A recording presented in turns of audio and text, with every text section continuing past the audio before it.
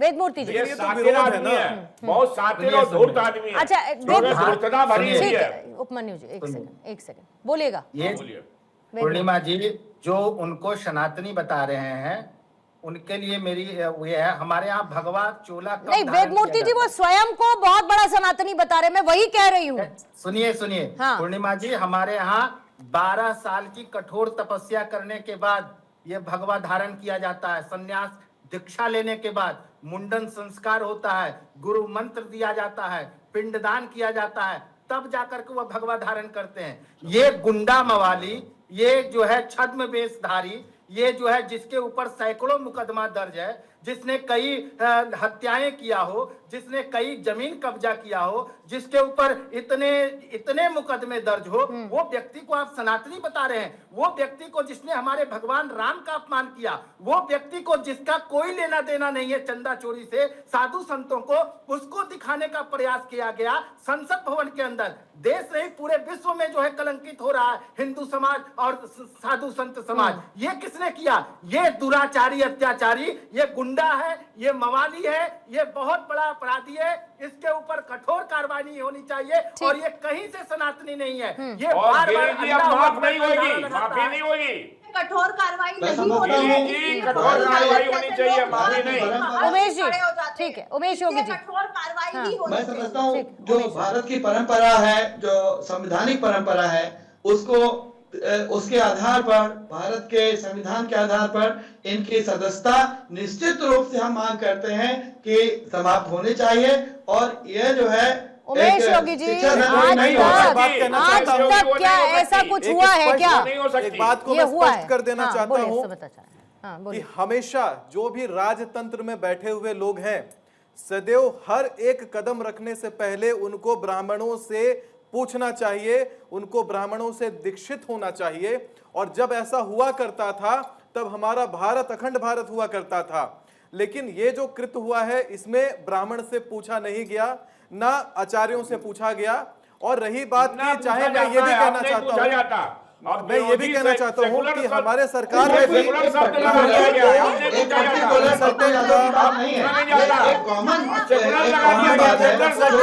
मुद्दा है, ये होना चाहिए।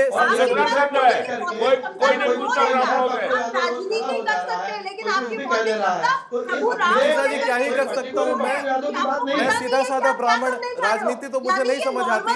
नहीं, पर इनको बहुत अच्छी तरीके से समझ में आ रही है ना, क्योंकि वो तो राजनीति कर रहे हैं ना। बात ये है, और मैं बार बार कह रही हूँ कि कम से कम सनातन को नीचे, राजनीति को ऊपर तो मत रखिए। और रखेंगे तो कब तक रखेंगे? अगर रखेंगे तो क्या होगा? बार बार उसका अपमान होता रहेगा। आपके पास खुद की बौद्धिक क्षमता नहीं थी। देखिए पूर्णिमा जी, ऐसा बार बार होता रहेगा। बहुत से पप्पू यादव आएंगे और बहुत सी बातें हमारे भगवा पर, हमारे धर्म पर, हमारे प्रभु पर करेंगे। जब तक सख्त कार्रवाई नहीं होगी, क्योंकि दूसरे धर्म की बात मैं नहीं करना चाहती, लेकिन दूसरे धर्म पर ऐसी टिप्पणियां क्यों नहीं करते ऐसे लोग? कहाँ होती है नितिशा जी, कहाँ होती है? बताइए ना। सख्त कार्रवाई कुछ नहीं होगी, ये होनी चाहिए। जब तक संत समाज एक होकर के कार्रवाई नहीं करवाएगा, ऐसे लोग रोज खड़े होंगे। आप लोग चलाइए ना इसके लिए विश्व जागरण अभियान, चलाइए ना, चलाइए आप लोग विश्व जागरण अभियान। जो है अब हमारे साधु संत जो है दया नहीं दिखाएंगे, दंड देंगे। ठीक है, बिल्कुल दंड देंगे और ऐसा दंड देंगे जो सबक रहेगा। ठीक है सुमित जी, आप क्योंकि ये कोई जान, ठीक है नितिशा जी, ठीक है नितिशा जी, ठीक है उपमन्यु जी रुकेंगे, उपमन्यु जी रुकेंगे जरा। ठीक है नितिशा जी, एक सेकंड बोलिएगा सुमित आचार्य जी। देखिए, मैं यही कहना चाह रहा था, एक पक्ष में ये रखना चाह रहा था कि जब भी कभी भारत में जितने भी राजनेता बड़े हैं और जितने भी बढ़े हैं अभी तक, कहीं ना कहीं ब्राह्मणों के आशीर्वाद और प्रताप से बढ़े हैं। और ये जो इन्होंने अभी जो कृत्य इनका देखने के लिए मिल रहा है, टीवी पर देखने के लिए मिल रहा है, चूंकि इसकी चर्चा हुई थी लेकिन मैं समझ नहीं पाया था कि है क्या। मैं बिल्कुल इनको तुरंत मना करता कि ऐसा आप कृत्य मत करिए।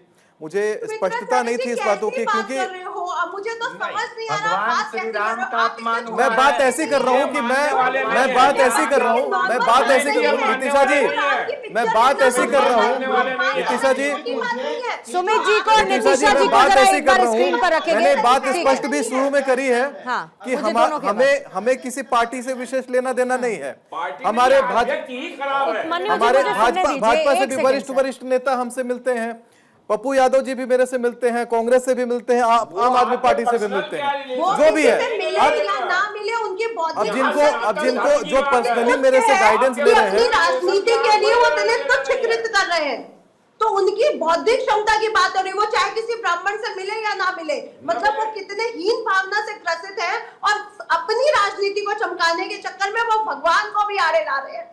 कह रहे हैं कि भगवान भी आ जाए बीच में, मुझे कोई फर्क नहीं पड़ता, मैं भगवान पे क्वेश्चन मार्क उठा सकता हूँ। ये कैसी बात है? इसके लिए ब्राह्मण को बीच में लाने का कोई मतलब ही नहीं बनता। मैं तो क्योंकि कह रहा हूँ, हमारे मैं इसके लिए सनातन धर्म का समझाऊंगा, छोटा बच्चा मैं भी तो ये कह रहा हूँ, मैं जानता है कि समझाऊंगा, प्रभु राम अभी की शो के पिक्चर तुरंत हमें बाद कब कॉल हाथ करूंगा लगानी मैं। और कब नहीं, कब भगवा पहनना और कब नहीं, तो बच्चे बच्चे तक ये जानते हैं। ठीक है, लास्ट के 30 सेकंड आपको दे रही हूँ। वेद मूर्ति गिरी जी 30 सेकंड रखेंगे। जी पूर्णिमा जी, देखिए यह कुकृत्य है और जिसको इन लोग डिफाइन कर रहे हैं, अरे भैया हमारे भगवान श्री राम का अपमान किया उसने। जब हमारा धर्म रहेगा तब हम ब्राह्मण वैश्य शूद्र क्षत्रिय रहेंगे। जब धर्म ही नहीं बचेगा, साधु संत ही नहीं बचेंगे, जब भगवा का अपमान होगा, सनातन का अपमान करेगा, भगवान राम का अपमान करेगा, तो फिर क्या बचेगा? किसके ऊपर ज्योतिष रहेंगे, किसके ऊपर ब्राह्मण रहेंगे?